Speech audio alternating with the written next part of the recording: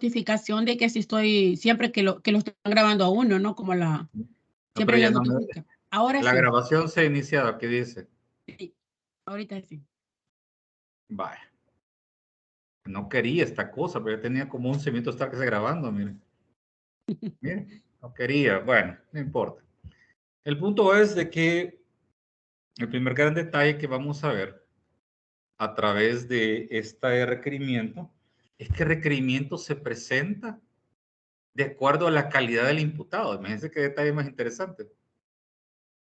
Si yo tengo una persona detenida, mis términos, o sea, mis tiempos para presentarle van a ser mucho menores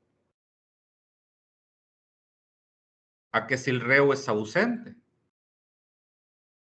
Porque recuérdese lo que les he dicho en un pasado. Cuando investiga la fiscalía un caso, no necesariamente captura a la persona.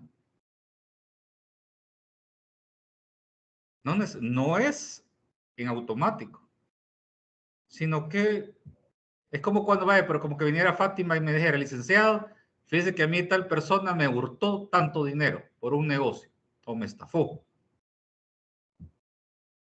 Presentemos el caso a la fiscalía. Vale, ok, está bien, preparemos todo, ¿verdad? La documentación y nos vamos a la fiscalía. Presentamos todo y ya está la denuncia interpuesta. Así como dice el 277. Pero, aquí viene el gran pero, si yo ya presenté el caso, puede ser que yo pida que se capture la persona involucrada o puede ser que no pida nada. O sea, no es algo que sea obligatorio, ¿verdad? O sea, un imperativo. Muchas veces uno pide la captura de la persona, otras veces no. Solo pide que se inicie el proceso. A veces la fiscalía decide que lo va a hacer, dada la naturaleza del caso, otras veces decide que no. Entonces, si la persona está capturada o no, es la que nos va a determinar la velocidad en que el caso se lleva desde que se presenta el requerimiento hasta que se presenta la audiencia.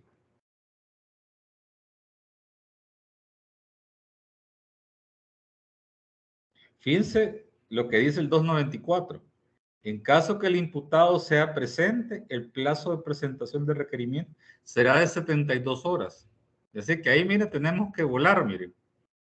Si hay una persona capturada, la fiscalía tiene que apurarse a presentar el requerimiento. Caso contrario, dice, en caso que el imputado ausente, el requerimiento debe presentarse los 10 días siguientes. Entonces, si ya sabe quién es y no tiene captura, bueno, presentemos el requerimiento. Tenemos tantos días para presentar. Si nos vamos más adelante, en el 297 volvemos a tocar ese punto de que si está o no está capturado la persona procesada. Dice, el 298, cuando el imputado se haya detenido y el fiscal estime que debe permanecer detenido, se presentará dentro del término de inquirir. ¿Cuál es el término de inquirir? 72 horas. Ni siquiera son 3 días, son 72 horas.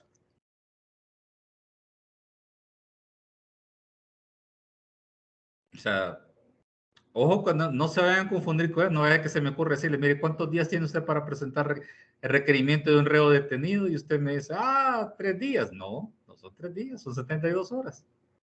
O sea, es corridito el tiempo. Es corrido. Pero fíjese cómo cambia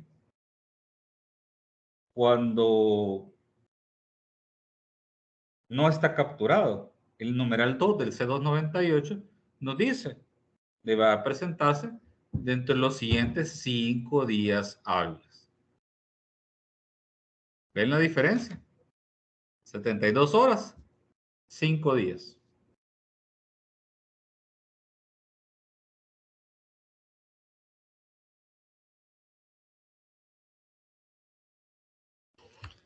Y aquí es donde empiezan a pasar los actos procesales desde el 97 y siguientes, en que el juez dice, bueno, convoquemos a la audiencia, convoquemos a las partes, se llama al fiscal, se llama al defensor, se llama a la víctima, se llama al imputado si no está detenido, y se programa la audiencia. Entonces, ya a partir de aquí, de que tenemos una audiencia y que ya sabemos que tenemos tal día, tenemos señalado una audiencia. Entonces, ahí donde viene y dice, bueno, se programa para, digamos, hoy estamos lunes, ¿verdad? Lunes 13. Menos mal que no programa el martes 14 la reunión, ¿verdad? Entonces, me hubieran dicho que no. Vaya, el lunes 13, entonces, estamos en un reo detenido. Pongámosle que la audiencia la vamos a hacer dentro de la CTD, la ponemos el miércoles. El miércoles 15 a las 2 de la tarde. Pues vaya, nos reunimos a las 2 de la tarde y hacemos la audiencia inicial. ¿Qué es lo que pasa en esa audiencia inicial? ¿Qué es lo que vamos a ver? Ya les dije que este proceso, un proceso ordinario penal, si se llega hasta su final, son 3 audiencias. Audiencia inicial, audiencia preliminar y vista pública. Eso es si se llega al final. El caso puede terminar en cualquier momento entre las 3 primeras audiencias. Pero, ¿cuál es la finalidad de cada audiencia? ¿Cuál es el propósito de cada audiencia? El código es bastante flexible, fíjense. El código es muy flexible. Nos dice, mire, usted puede, la final de la audiencia inicial es este. Y nos lo dice en el 300, todas las cosas que se pueden resolver.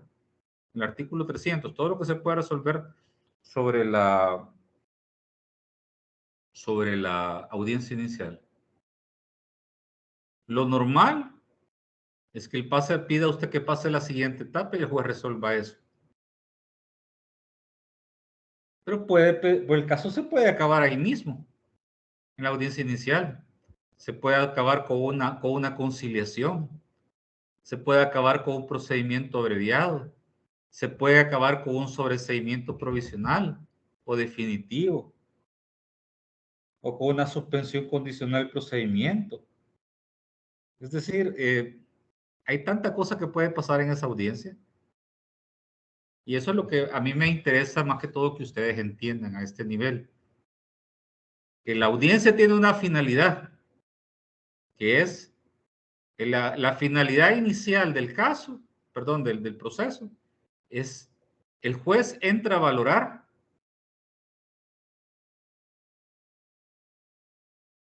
si lo que el fiscal determinó, ¿se acuerdan cuando el fiscal está decidiendo si archiva o no archiva? ¿Se acuerdan? Sí. Y ahí es donde el fiscal dice, bueno, tengo yo suficientes elementos para establecer que hay un delito y tengo suficientes elementos para determinar si existen uno o más partícipes y tengo la evidencia para ello. Pues el juez va a hacer exactamente lo mismo. Él va a verificar que lo que ha dicho el fiscal a través de ese requerimiento se sustenta con evidencia. Porque como decimos en buen salvadoreño, cada quien puede contar el cuento que mejor le parezca. Pero estará sustentado en evidencia probatoria. Eso es lo que va a ver el juez. Eso es precisamente lo que va a ver el juez. Si el juez considera que lo descrito en el requerimiento va de la mano con la evidencia probatoria que él presenta, pues entonces lo va a pasar a la siguiente etapa. Y si no, no. Si no, no. Si no, va a dictar un sobreseimiento, sea provisional o sea definitivo. Pero eso es lo que valora en esencia el juzgador. ¿Hay o no suficiente evidencia? En el caso que se pida la promoción de la acción penal. En el caso que se pida. Si pide pues conciliación, procedimiento, suspensión u otra cosa, pues van a resolver sobre ese punto. Pero en el caso que el proceso ordinario deba seguir con la siguiente etapa, pues eso es lo que va a valorar. ¿Me entienden? Entonces, la otra cosa que ve el juez aquí es, una vez decide él de que esto sigue para la siguiente etapa, bueno, a partir de ahí, el juez dice, bueno, ¿queda o no queda esta persona detenida en medida cautelar? ¿O existen suficientes méritos para que esta persona salga? Eso es lo que va a valorar. Por eso yo les decía en los videos cortitos que les mandé. El juez valora si existe justificación para que la persona quede detenida, porque se tiene que justificar.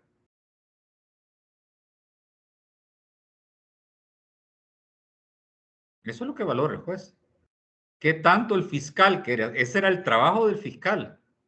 Decirme, mire, esta persona tiene que quedar detenida porque carece de arraigos familiar, domiciliar y laboral. Y existe la existencia del delito y el peligro de fuga, que son los dos extremos que debe establecerse para una detención provisional. Existe eso, señor juez, y se lo fundamento con esta evidencia. Porque lo mismo, jóvenes, acordémonos que yo puedo alegar lo que ustedes quieran, pero si yo no tengo cómo, no sustento mis argumentos con evidencia probatoria, o al menos con algún tipo de jurisprudencia que valide mi criterio, pues yo no estoy haciendo nada, solo estoy hablando, miren. No hago nada, debo justificarlo. Ahora viene la contraparte. El juez le pregunta al defensor, ¿verdad? Bueno, ¿y usted qué piensa, verdad?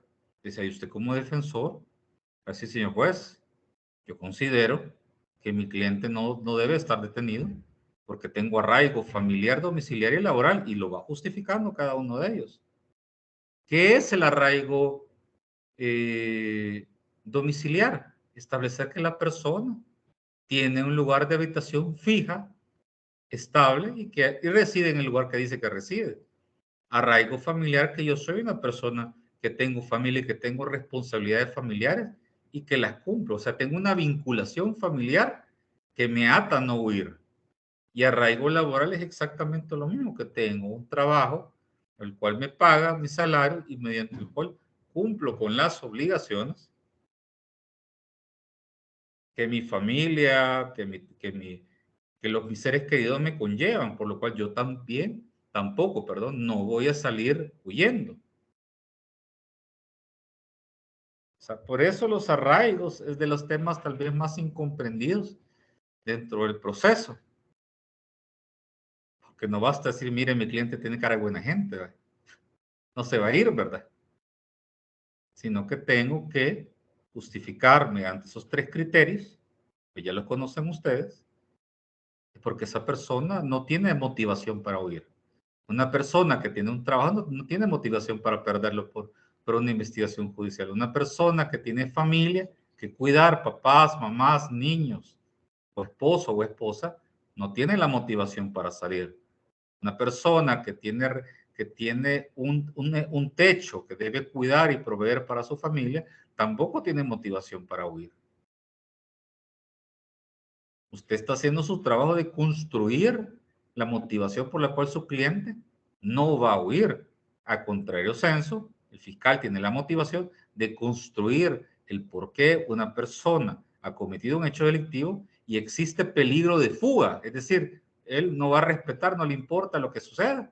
Y él va a ver tipo los políticos, ¿verdad? Que quieren salir corriendo por todo. Voy buscando esa justificación. A partir de ahí, el juez va a valorar. Y nos vamos ahí a lo que dice el 300 y siguientes.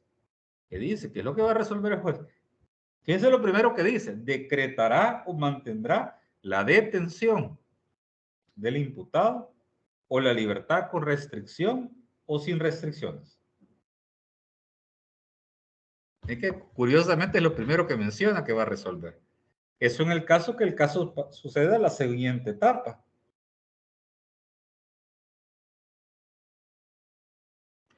Entonces, resumiendo, jóvenes, lo que busca el juzgador es básicamente verificar, pasar bajo el control jurisdiccional aquello que que ya fue sometido por el fiscal, y él básicamente pasa bajo el filtro jurisdiccional todo lo que el fiscal ha trabajado, como diciendo, o sea, no basta que un fiscal o un administrador de justicia como el fiscal que debe investigar lo diga que así es. Yo lo voy a verificar bajo mi criterio de imparcialidad. ¿Por qué? Porque bajo el principio de juez natural debe existir un proceso mediante un juez independiente y competente que determine que lo que la autoridad decide es conforme a derecho. ¿Por qué? Porque no se puede concentrar en una sola persona la facultad de investigar y también de juzgar. ¿Por qué? Porque usted se le vicia su criterio. Es difícil que alguien tenga una posición imparcial cuando tiene que buscar la acusación de alguien. Por eso es que nuestro sistema no es como en otros países, de que la misma persona acuse, la misma persona juzga, porque aquí se ha comprendido de que es muy difícil tener, aún para profesionales del derecho, mantener una posición ecuánime e imparcial cuando usted tiene que investigar un caso, acusar y después decir si es inocente o no. No tiene sentido. Y ahí viene ese adagio que conocemos en la voz popular de que no se puede ser juez y parte al mismo tiempo. No es conveniente que eso así suceda, porque no logramos cumplir ni con una finalidad ni con otra. Bueno, pues así de, en grosso modo, es como les venía explicando, desde que inician los actos iniciales de investigación hasta verificar el archivo y por ultimado caso, ver si decidimos si se llega al requerimiento fiscal o no. Se presenta. Y por último, llegamos a la parte de la celebración de la audiencia.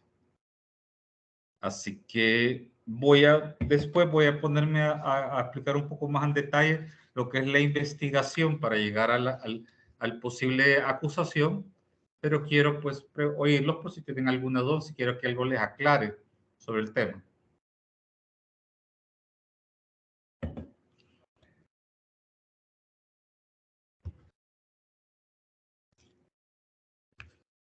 Pero ustedes me dirán.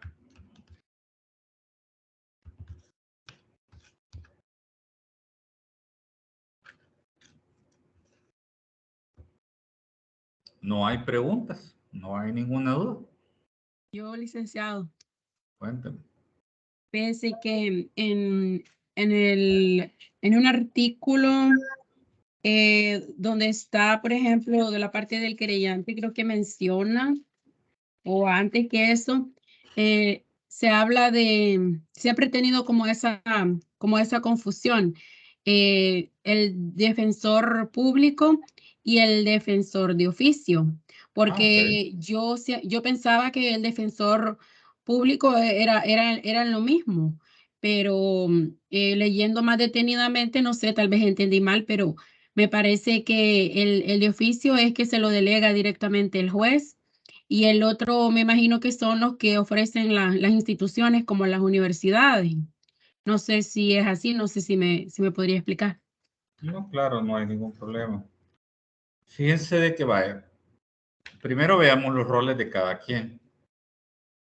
Sujetos procesales, fiscal, defensor, juez y querellante. Fiscal, el que es el auxiliar del fiscal general que acusa, que representa al fiscal general y que acusa en nombre del Estado en los delitos de acción pública o por acción pública previa instancia particular. Defensor, pueden existir dos. Defensor privado y el defensor público que es nombrado de oficio, que es otra cosa. Que es donde viene, y ahí te voy a aclarar ese punto. Tercero, el querellante.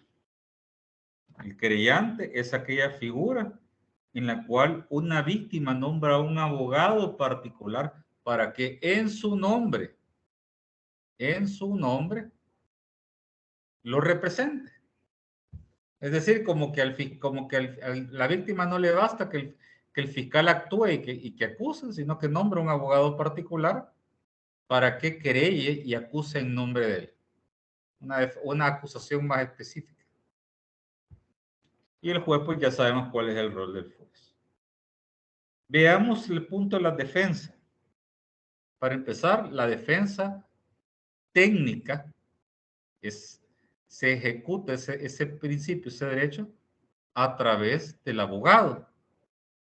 Por eso existe una procuración obligatoria para que, a través de un abogado autorizado, una persona particular sea defendida en un proceso penal.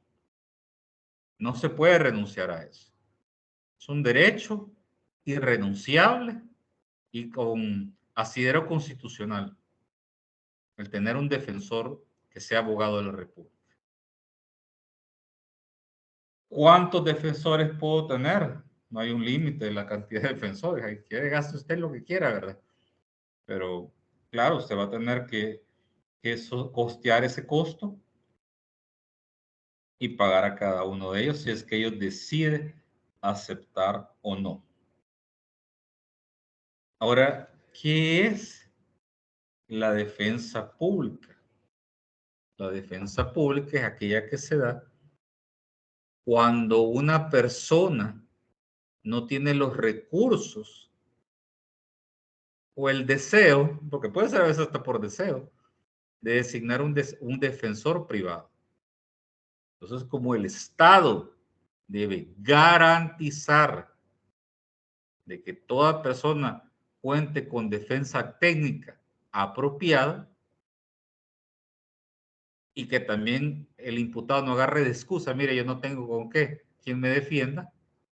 Entonces, el Estado ha buscado a través de la figura de la Defensoría Pública, del instituto, que es la Procuraduría General de la República, que exista una entidad estatal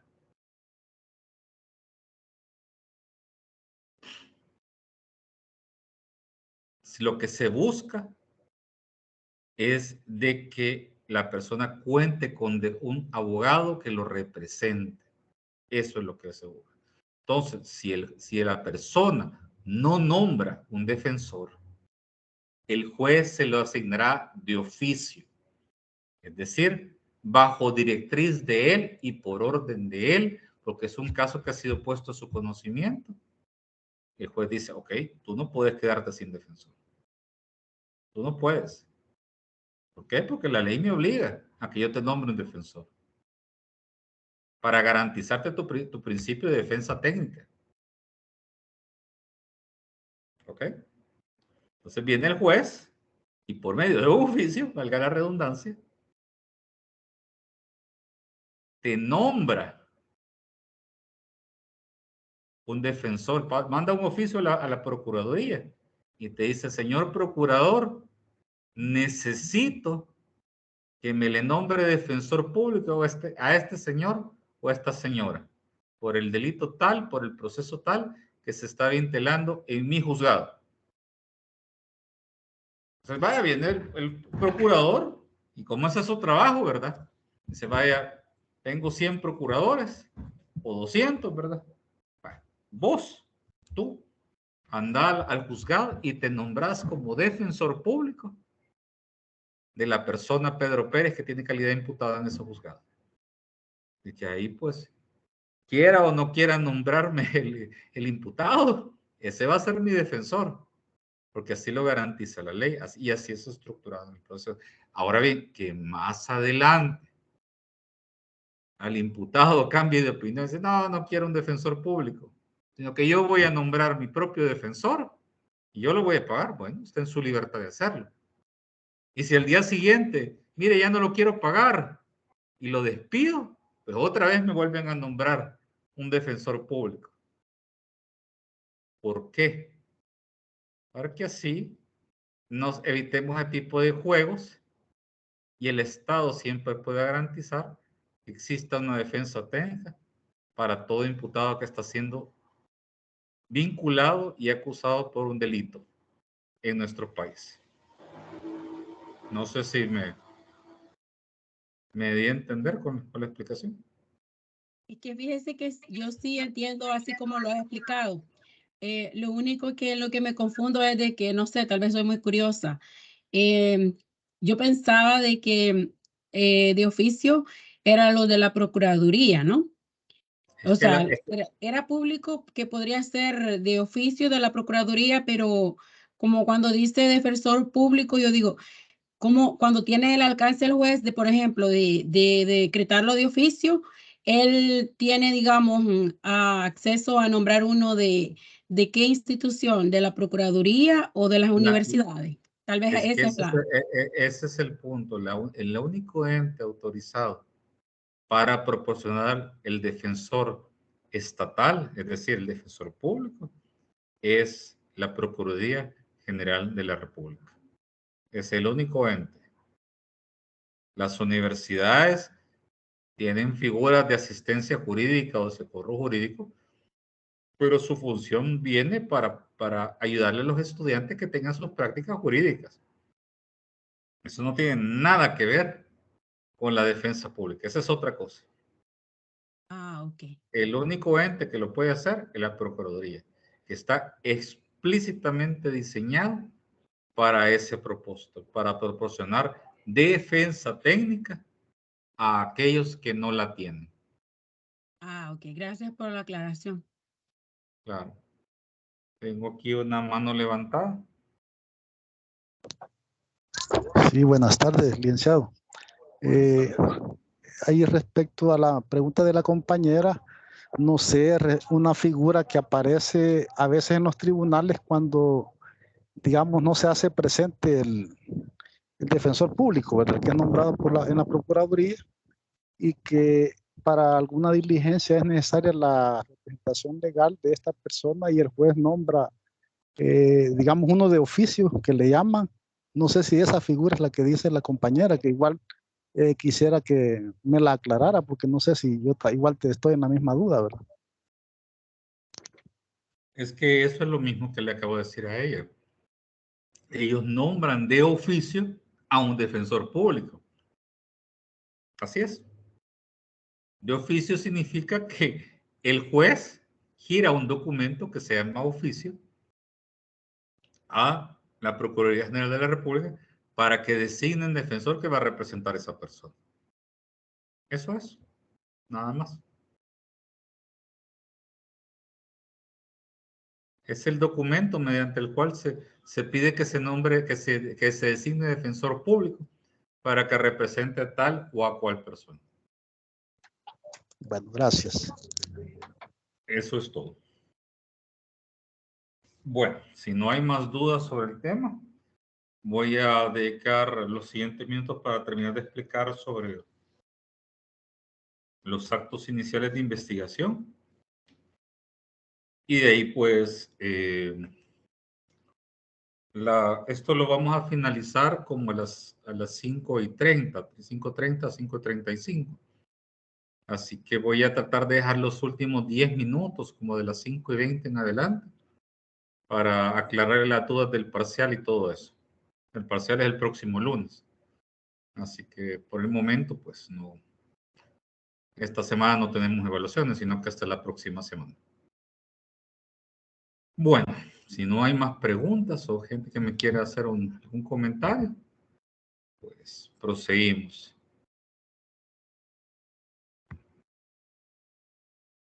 Ah, aquí me están haciendo una pregunta. Rodríguez Rosales. Si me la puede elaborar, si quiere abra cámara, señor Rodríguez Rosales, y me comenta que cuál es su pregunta sobre el tema de los plazos. Lo escucho.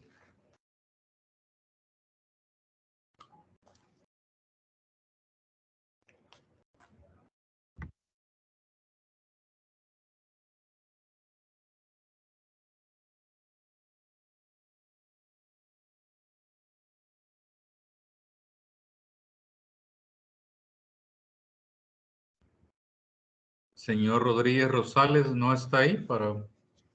¿Está planteada una pregunta o prosigo?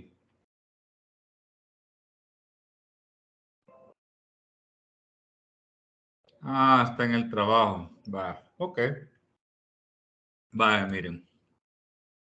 Aquí el señor Rodríguez Rosales pregunta que si el plazo de las 72 horas concluye en el fin de semana o si concluye en la madrugada. Y un imputado puede comenzar un proceso con defensa y posteriormente puede cambiar a privado. Ah, no, son dos preguntas entonces. Va. Miren. Por eso les decía a ustedes que si hay un reo presente y son 72 horas, son 72 horas. No se puede pasar de ese tiempo. No importa que el término concluya el domingo a las 7 de la noche o a las 11 de la noche. O sea, ahí tiene que haber una resolución, sí o sí. Por lo general, si una persona es capturada jueves o viernes y se viene, tienen el fin de semana encima, generalmente los juzgados programan las audiencias, sea sábado en la mañana o por tarde, sábado en la tarde, muy raramente los domingos, salvo que no haya otra forma de evitarlo. Por lo mismo, porque se les puede vencer el término y nadie quiere trabajar al límite. Entonces lo normal es que se hagan esas audiencias el fin de semana, antes de que concluyan las 72 horas que son corridas e impostergables, para que así pues se ventile el caso y no haya problema de establecer, de que se le vaya a pasar de las 72 horas como máximo. Esa es una pregunta. Y la otra pregunta ponía el caballero de que sí, creo que ya le había contestado. Sí, una persona puede perfectamente iniciar con un defensor público y si después quiere pasarse a un privado o lo puede hacer al revés. Puede comenzar con un privado y ya no le alcanzó ya no le alcanzó los dividendos, ¿verdad? Y ni modo, se pasó a un público. ¿Qué vamos a hacer, verdad? Lo que al Estado le interesa es garantizar la representación jurídica de la persona que está siendo encausada. Eso es todo. Bueno, no sé si...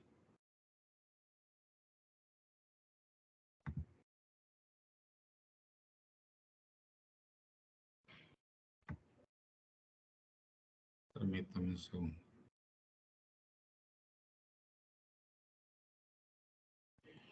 Vale, ok. Perfecto. Entonces, no sé si ya no hay más preguntas y si no, pues prosigo. Sigo con el tema. Vale. Si seguimos con el detalle, vámonos al artículo 260 y siguientes. Iniciamos de que los procesos pueden iniciar por oficio, por denuncia, por querella y por aviso. Yo no me voy a detener sobre quién tiene facultad de denunciar o cuál es la diferencia de denuncia y aviso, porque eso con solo leerlo nos damos cuenta. Pero sí voy a empezar con la parte de los actos iniciales de investigación. Y aquí debemos de entender que estamos hablando única y exclusivamente de los delitos de acción pública y acción pública previa instancia particular. Ya delitos de acción privada doy por sobreentendido que ya ustedes saben que no los abarca para estos casos, porque así mismo lo dice la ley y el procedimiento especial por lo cual ellos se someten. La fiscalía es el ente primario que investiga y que tiene el monopolio de la acción penal, de la persecución del ilícito y del monopolio de la acción penal. La fiscalía tiene un tiempo, como lo dice el 270, para realizar sus investigaciones. Ese tiempo ya lo habíamos definido de acuerdo al 270A y siguientes, que nos decía El delito de carácter común, su investigación no puede superar los 7 meses. Pero en los casos de delitos organizados, de crimen organizado, pueden llegar hasta 24 veces, es decir, 2 años. Y excepcionalmente podrá prorrogarse por otros 24 meses por resolución fundada de la Fiscalía. Si me preguntan por qué, por la naturaleza compleja de los casos. Crimen organizado son generalmente casos de estructuras, que seguramente ustedes ya habrán visto más de alguna noticia, que ven que están procesando como 50, 100 o 150 personas. Y pues créame que justificar probatoriamente un caso con 150 o 100 imputados, eso toma tiempo. Eso no es así, no es fácil. Pero, ¿a qué nos lleva esto? Bueno, la Fiscalía tiene un ente auxiliar en la investigación y este se llama la Policía Nacional Civil.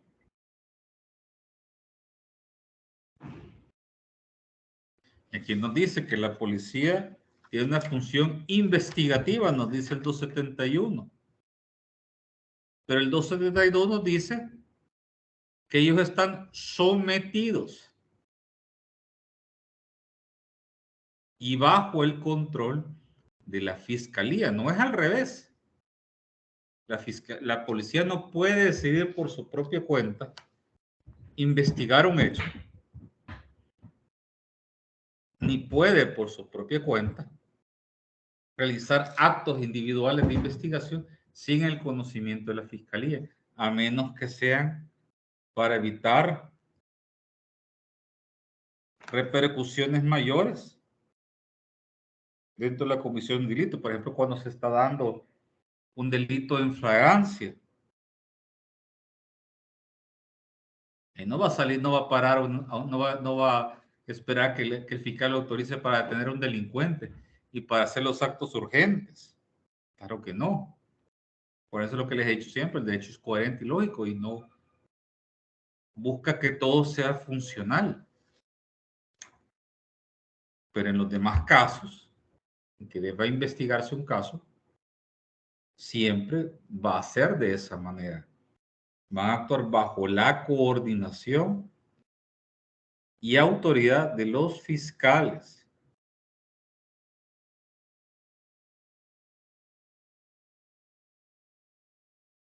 Si nos observamos lo que establece el 273 y siguientes, nos empieza a explicar cuáles son las funciones básicas o las atribuciones básicas de la policía, que se pueden resumir en hacer su trabajo en la investigación y procurar llegar a la verdad real de los hechos cometidos. Protección de evidencia, recolección de la misma, pedir las medidas preventivas para que no la cosa pase a más, proteger testigos, etc. Ahora bien, como todo lo actuado dentro de un proceso ordenado y legítimo, la policía debe llenar requisitos mínimos de formalidades en su actuación. Por eso, si ustedes leen el 276 siguiente, ahí nos establece que ellos deben documentar todo lo que hacen. Levantamiento de actas, firmas de los documentos, cómo se decomisan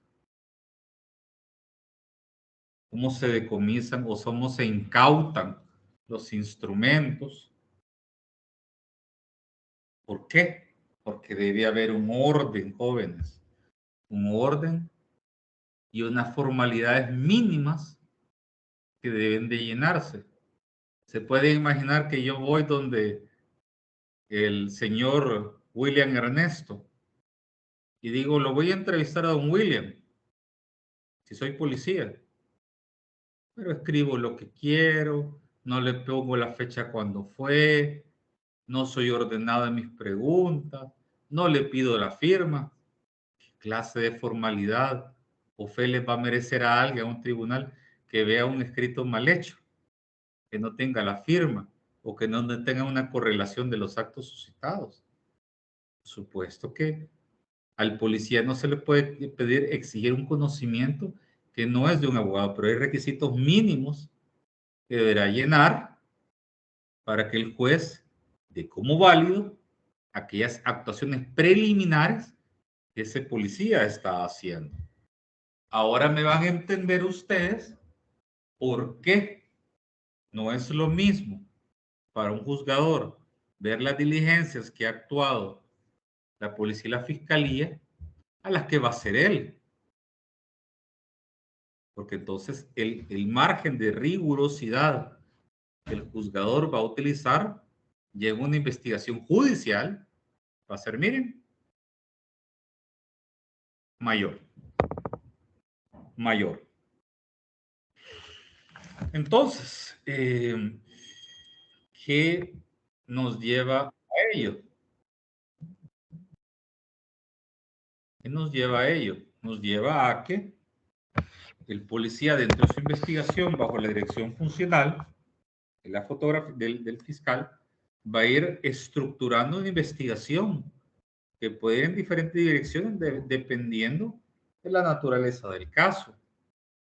Por ejemplo, yo no pido la misma evidencia o la misma prueba para un delito de homicidio que para un delito de estafa. Van a ser diferentes, ¿verdad? Tal vez las formalidades sean similares, pero el tipo de evidencia que yo voy a buscar es diferente. No voy a pedir lo mismo para un caso de violación versus un caso de lavado de dinero. Cada caso tiene una estructura diferente. Permítanme. Yo por aquí tenía, aquí está. No sé si esto se los he compartido. Y si no se los he compartido, se los voy a dejar por ahí. Y después lo voy a subir. Aquí les voy a dejar esto, miren.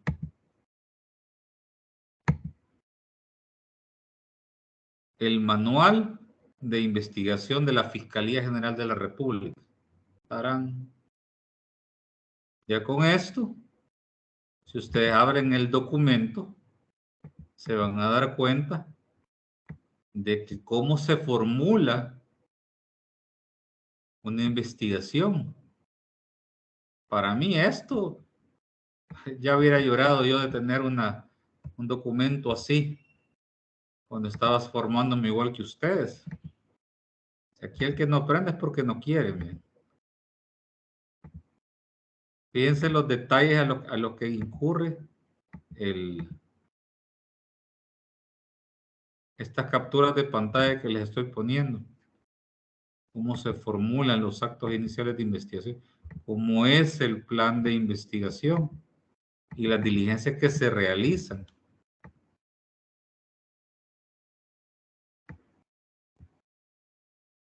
Es un documento muy interesante, se los dejo aquí, pero ya después se los voy a subir a su aula de apoyo Blackboard, que a mí me parece un tema muy interesante de cómo ir estructurando, y en la parte de los chats se lo he puesto, de cómo se estructura una investigación. A mí me parece algo tremendo.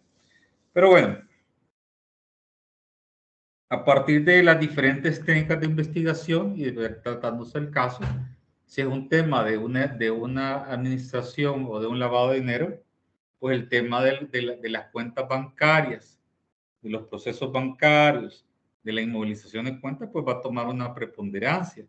Si es un tema de violación, pues los peritajes de sangre y sanidad, los peritajes en materia de violación que haga la medicina legal, pues van a tener preponderancia. El tema es, al final, que la fiscalía va a ordenar su investigación junto con la policía de acuerdo al tipo de delito que es. Eso yo creo que va por lógica. Ustedes se dan cuenta que no todos los casos se investigan de la misma manera por el mismo hecho de que todos los delitos, son como 300 diferentes delitos, son diferentes. No todo se va a investigar igual. Pero al final llegamos a la misma conclusión,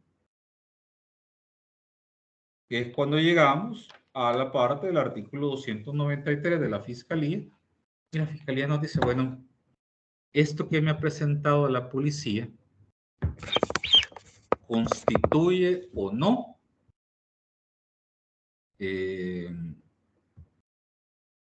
delito. Y si es delito, ¿hay suficiente evidencia o no para individualizar al o a los imputados? Ahí es donde entra ese análisis tan particular al cual nos enfrentamos si somos fiscales. Y que su servidor, cuando era fiscal, pues le tocó enfrentarse. Cuando fui fiscal me tocaba hacer eso. Entonces, ahí es donde viene la decisión de parte del juzgador, perdón, del fiscal, y decir, bueno, tengo, no cuento evidencia con esto, presento requerimiento fiscal. Y ahí entramos a la aventura, jóvenes, de que si ya vamos a la audiencia inicial, y a partir de que el requerimiento fiscal es presentado y es sellado, cuando se hace la convocatoria, porque ha sido emitido el requerimiento, es donde yo voy a hacer con seguridad que el caso ya ha adquirido matices de proceso judicial. Ya no está a nivel administrativo. Mientras solo está en la fiscalía, tiene un nivel administrativo. Ya una vez supera eso, pues entonces pasamos a la siguiente etapa, que ya es un caso o un proceso judicial. Les voy a pedir que me regalen unos 5 minutos, por favor, jóvenes. Y ya me reconecto nuevamente con ustedes. Aquí me voy a quedar, solo voy a... 5 minutos, por favor. Gracias.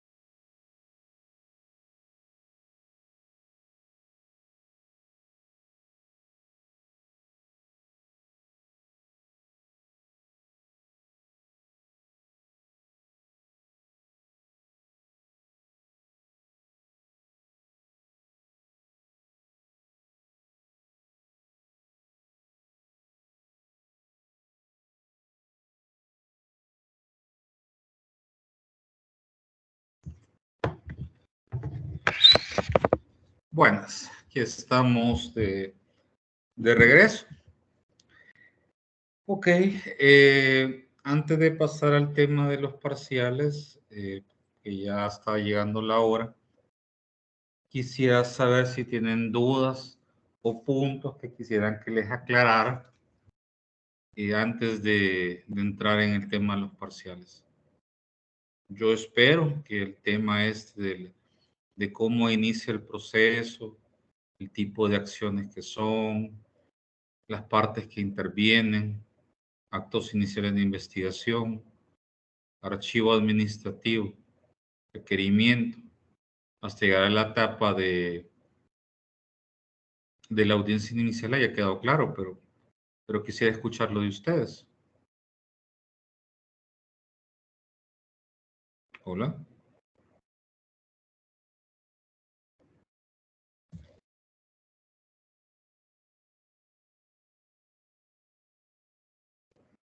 Buenas. Licenciado, hola. Sí. Solo, bueno, nadie quiere participar y a mí me da no sé qué que estén preguntando y que no nadie conteste.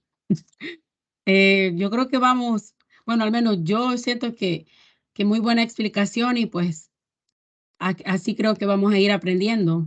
Dependiendo cómo venga el examen, pero hasta ahorita pues yo siento que dentro de lo que cabe, pues yo siento que voy entendiendo un poquito más el proceso gracias a las explicaciones y al material que nos ha puesto, ¿verdad? Pero los resultados pues ya van a decir de cómo salga en la evaluación, ¿verdad? Fíjese que el tema de los, por ejemplo, el video que les dejé para este último foro, era precisamente con ese objetivo. ¿Qué tanto ustedes habían comprendido la temática? Y al final el parcial va a ir en ese sentido. Yo les voy a plantear situaciones que me parecen nada demasiado complejo para ver qué tan, si me han entendido aquello que les he querido explicar. Si al final lo que estamos queriendo conocer es cómo funciona el sistema, cómo partimos del punto cero, que es, sucede un hecho delictivo, o sea, cómo se activa el sistema. Pues ya lo saben, ya saben que el sistema se activa a través de una denuncia, aviso, querella, pues ya lo saben. ¿Quién actúa en ese caso? Pues es la fiscalía. ¿A través de quién? La policía. La policía es la que es la agente auxiliar, quien le ayuda a la fiscalía. ¿En qué? En investigar los hechos, tanto lo favorable como lo desfavorable. Eso ya lo saben ahora. Cuando se termina la investigación, ya se dieron cuenta ustedes de que viene que con las técnicas de investigación que tiene la policía, avalado por la dirección funcional de la fiscalía, ustedes ya saben de que va a llegar a un punto que el fiscal tiene que tomar la decisión. Bueno, ¿tengo o no tengo suficiente? Y si lo tiene, ¿qué pasa? Requerimiento. Y lo llevo al juzgado. Es ahí, cuando llega al juzgado, es cuando se activa la parte jurisdiccional. Ahí es donde se Hasta activa. el momento que llega al juzgado, licenciado, hasta el Así es, momento que así llega. es. Hasta ahí es un caso legal. Antes es un caso administrativo. Antes es un caso administrativo legal. Allá es un caso ya judicial. Por eso cuando lo mandan a sacar a ustedes antecedentes, lo mandan antecedentes policiales y antecedentes judiciales, por si nunca se habían fijado en eso. Porque policial es que te investiga la policía. Eso no es nada. De que tengas antecedentes judiciales es otra cosa. Ya tu caso ingresó al sistema. Y entonces viene y a partir de ahí, pues, empiezan las decisiones, ¿verdad? El juez dice, bueno, vamos a hacer el primer filtro de legalidad que hago yo, que es ¿cuál? A través de la audiencia. Convoco a las partes y el juez lo que quiere es, ok, el fiscal me dice esto y me presenta esta evidencia. Ahora, usted defensa, ¿qué dice de esta acusación que se le está haciendo? ¿Qué evidencia probatoria me trae para desvirtuar lo que dice la otra parte? Ya el juez no solo tiene la versión del fiscal, ni la prueba que tiene, sino que ya tiene el equilibrio, ¿verdad? De la parte acusadora versus la parte de... ok, ya tengo las dos. Ya puedo decidir como juez, ok, ya puedo saber si hay o no hay un delito, si hay o no hay participación. Lo decido porque ya cuento con todo. Porque tengo una parte interesada de la fiscalía, que es la de acusar, y el querellante, y tengo una parte de la defensa, que es la que me dice, okay, no solo es la versión de la fiscalía, está mi versión y mi evidencia probatoria, para desvirtuar lo que ellos dicen. Pero juez valora las dos. Es como que agarrar a usted dos hijos, ¿verdad? Es el que está llorando, dice, mi hermano mayor me hizo esta cosa. No, pero aquí está la versión del otro hermano, ¿verdad? Ya usted como mamá o como papá dice, par de mentirosos, ¿verdad? Par de mentirosos. No era ni como vos me dijiste ni como el otro digo, sino que así, porque aquí tengo la evidencia, pues así resuelvo. Ya ven, las mamás tienen ventaja en estos casos. A ver, doctora Calderón, cuénteme, ¿qué piensan? Buenas noches, bueno, buenas tardes, licenciado y compañeros. Sí, yo creo que la verdad ha sido muy ilustrativo todo lo que nos ha mostrado en estas semanas. Para mí ha sido muy enriquecedor los videos, porque siento que, como decimos en buen salvadoreño, es la lechita, ¿verdad? De lo que debemos de saber. Okay. Me dio Entonces, risa. Pero dale. no, pues sí, ya ve el folclore. Entonces, sí son, realmente son videos cortos, pero que son muy ricos en la información, que es lo que realmente se necesita, porque nos explica en qué consiste, nos da los artículos en donde se encuentra lo que usted está comentando, etcétera. Entonces, al menos en mi caso, sí siento que me han ayudado mucho para comprender, cómo es la situación, ¿verdad? Obviamente, pues, siempre uno va a tener sus limitantes o qué sé yo, ¿verdad? Por eso estamos en un proceso de aprendizaje. Y usted, pues, es el maestro que con su vasta experiencia y conocimiento, pues, lógicamente, agradecerle que está compartiendo esos conocimientos con nosotros y que nos está guiando, así como el silabario, ¿verdad? Mi mamá me mima, o sea, de la mano, ¿verdad? Para poder realmente captar la información como debe de ser. Ok, gracias. No, sí, la idea es, yo por eso, y aprovecho que los tengo aquí a todos a la mano, por lo menos los que están aquí presentes, que yo les he dejado en su aula, en el área de bienvenidos, unos videos, no sé si ya lo vieron, acerca de habilidades blandas, habilidades de cómo darse a entender, de cómo interpretar información, de cómo hacer que los escuchen y los comprendan. Guarden esos videos, guarden esa información, porque todas esas habilidades que les pongo ahí tal vez no son parte de las unidades de aprendizaje de la materia, pero sí les va a servir para cuando ustedes se desarrollen como profesionales, como abogados de la República. Uno tiene que aprender a comunicarse, uno tiene que aprender a negociar, uno debe aprender a darse a entender y que lo comprendan y que le acepten la información que está proporcionando. Yo sé que como abogados nos encanta hablar, ¿verdad? Y que puedan pasar horas hablando de temas y la gente a los 5 minutos ya está dormida.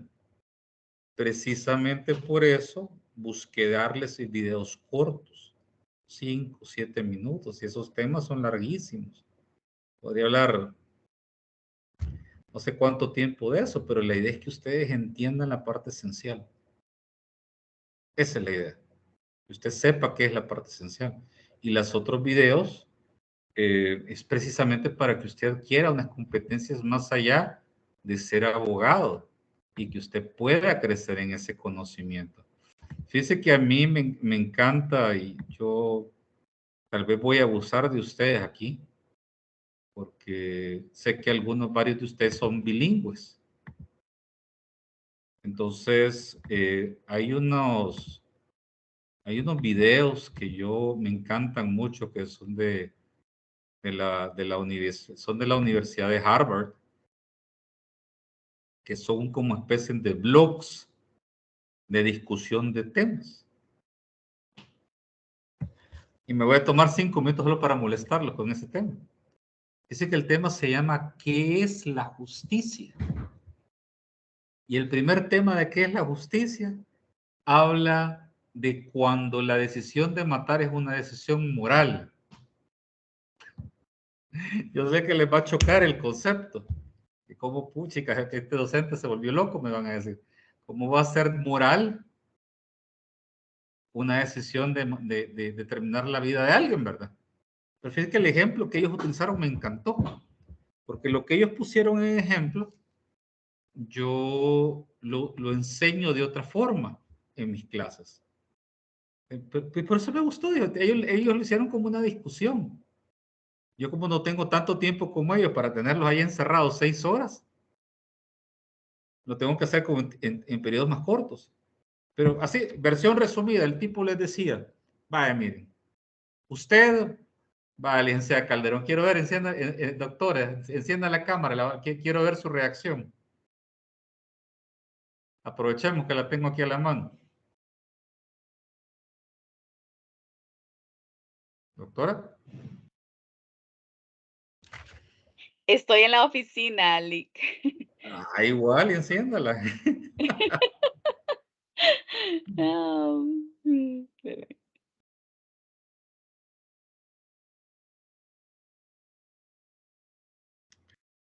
Fíjense que el tema era si yo voy manejando, y así empezaba el tema, si yo voy manejando y pierdo el control de mi timón parcialmente, tengo enfrente a 5 personas, decía, y ya mis frenos ya no me responden, solo me funciona el timón, perdón, era al revés, el timón sirve, pero los frenos no. Entonces me decía, si yo manejo en la línea recta, tengo solo 2 caminos, no me puedo salir. Si yo voy en línea recta, mato 5 personas, decía. Pero si yo, que puedo manejar mi timón y me hago a la derecha, mato a una. ¿Qué decisión tomarían ustedes? ¿Me quedo sin hacer nada y mato a los 5? ¿O me muevo a la derecha y mato a uno?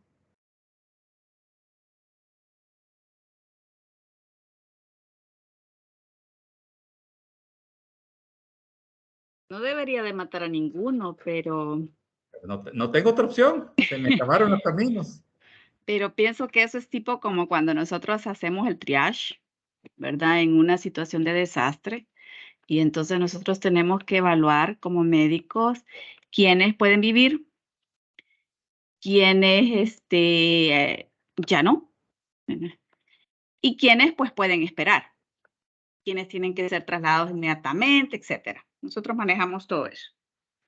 Entonces, ¿qué resulta? Tiene que tomar decisiones duras y drásticas para salvar más vidas. Porque si, por ejemplo, nos dedicamos a atender y el que ya sabemos que no va a vivir y dejamos de atender al que sí tiene probabilidades de vida, ¿qué va a pasar? O sea, no vamos a perder más vidas. Entonces pienso que esto es más o menos así, ¿verdad? Y por lo tanto, pues tocaría quizás matar solo uno y no los 5. Fíjese que la respuesta es curiosa porque hasta que nos vemos confrontados a una situación de salida, nos damos cuenta que aún las decisiones que normalmente se ven como erróneas son moralmente válidas. Esa es la reflexión. Y por eso la plática se llama ¿qué es la justicia? pero es para que usted y aquellos que se han sometido a esa práctica lo decidan y se den cuenta que ese es un valor que no se puede encapsular en un concepto seco y vacío, sino que es algo que puede ser. Le voy a dar otro ejemplo. Olvídese de la charla de estos de Harvard. Es bien simple. Si yo estoy con mi familia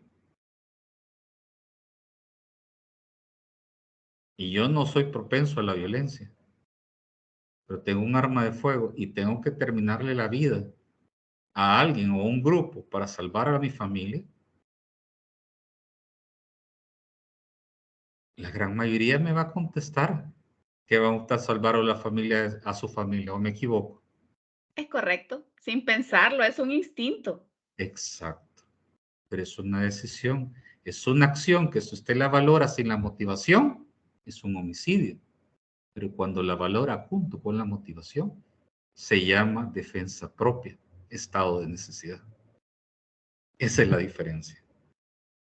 Y por eso el derecho, yo les explicaba a mis alumnos de Penal 1 ahora, les decía, cuando usted valora un resultado, solo por el resultado, en este caso un homicidio, es una consecuencia grave. Pero si usted la junta ese resultado con la intención, sea del dolo o de la culpa, ahí usted se da cuenta que si no actuó con intención de causar el homicidio y no lo hizo por el descuido, entonces no hay delito, les decía. ¿Se acuerdan cuando vieron eso en Penal 1? El dolo y la culpa.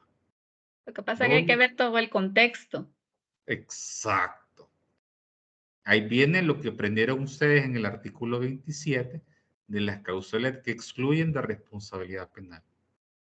Defensa propia, estado de necesidad.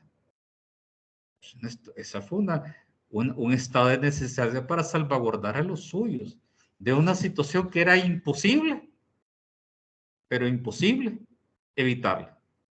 ¿Tuvo usted la posibilidad de huir? No. ¿Tuvo la posibilidad de actuar de otra manera? Tampoco. O era una acción o era la otra. ¿Con cuál se quede? Pero bueno, el ejercicio estuvo bonito.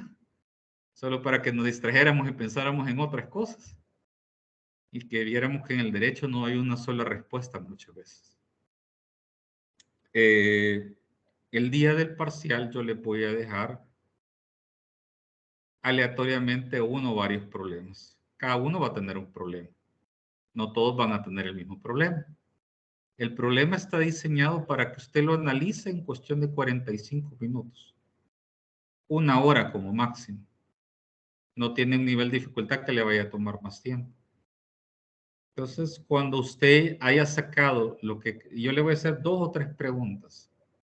Le puedo preguntar que si el caso procede o no procede de un archivo, de acuerdo a lo que he escuchado. Le puedo preguntar también si usted considera que el delito está el delito y si el delito está el delito. ¿Es de acción pública o es de acción privada? Si amerita iniciar un proceso penal ordinario o no. De acuerdo a lo que ya averiguaron ustedes. Entonces, las 2 o 3 preguntas que les haga de su problema, me lo mandan en un video y me lo justifican ahí. Licenciado, yo siento que la respuesta al problema es esta, por tal, tal y tal razón. O no, licenciado, yo considero que no es así, por tal, tal y tal. Yo le voy a dar los parámetros en el parcial. ¿Qué quiero con esto? A mí no me gustan esas respuestas que me gusta escucharlos y me encantó escuchar sus videos. Siento que mientras los observaba, podía valorar mejor su nivel de convencimiento de la idea que me estaban queriendo plasmar. Así que yo les voy a plantear así los problemas. Esta semana que estamos ahorita antes del parcial, pues les voy a mandar un par de videitos más informativos, ¿verdad? Cortos solo para que repasen, ¿verdad? Y les voy a dar un ejemplo de qué les puedo preguntar y tal vez un resultado para que tengan un parámetro de actuación. Pero dígame, doctora.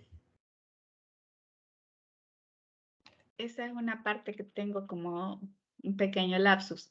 Vaya, vamos a entrar al parcial y eso va a tener 1 hora de duración. Eso va a incluir leer los casos, Solo va a ser uno. analizarlos. Solo va a ser uno. Y va a ser Bueno, corto. ok, Solo va a ser uno. esa hora va a implicar leer el caso, analizarlo, obviamente, y Sí. hacer el video. Todo No. en 1 hora. No. No, ajá, sí, No. porque tengo esa duda. No se me desmaye, doctora, no se me desmaye. Sí, ya estoy pidiendo aquí la UCI. No. Ustedes van a tener alrededor de 2 horas para hacer todo. Yo le decía que la hora, yo voy a estipular que voy a diseñar algo el cual usted lo pueda analizar y conseguir sus respuestas, le pueda poner en un papel en cuestión de 1 hora, licenciado. O sea, yo realmente 1 hora hasta creo que es mucho tiempo, hasta creo que muchos lo van a poder hacer en menos tiempo, porque el grado de complejidad no va a ser alto. Entonces lo que quiero es que tengan 45 minutos, exagerando 1 hora para analizar y concluir, y que el resto del tiempo elaboren un video corto de unos 5 minutos, 6 minutos, en la cual ustedes, así como hicieron ahorita con los otros temas, me plasmen sus respuestas. Ahí me lo justifiquen. Eso es todo. Van a tener 1 hora para pensar y otra hora para hacer el video.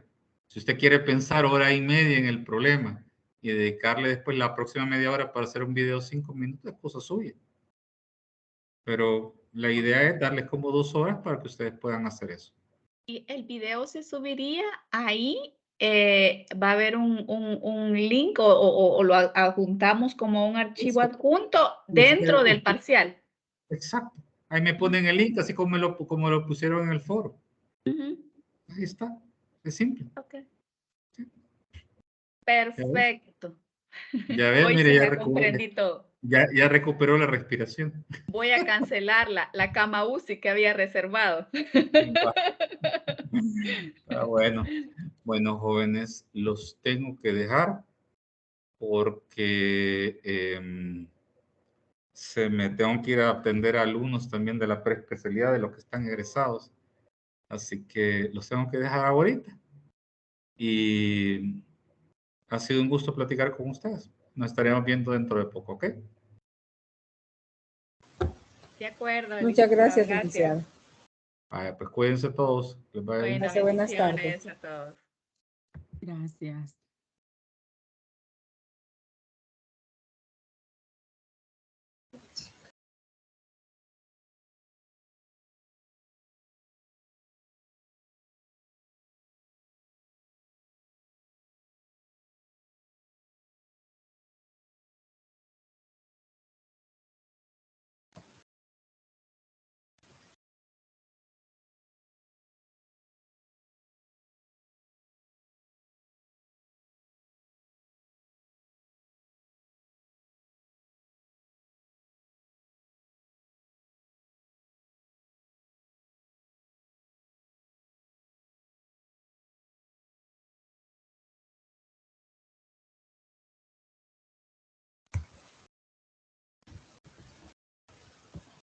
¿Te dormiste, Tito? ¿Te dormiste? ¿Y qué has estado haciendo? No te he oído nada. No te he oído nada, te... Rico. Bueno, pues. Aquí ahora me has alquilado un carro, Rutita. ¿Qué parece? Aquí en el hotel no se puede.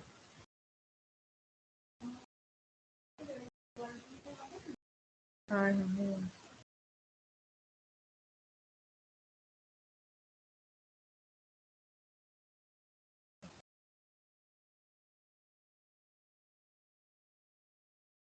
Bueno, pues voy a apagar esto porque ya me arden los ojos. Rutita, mañana vamos a ir al pueblo, ¿verdad? Al pueblo. Voy a comprar unas, ¿cómo se llama? Gotitas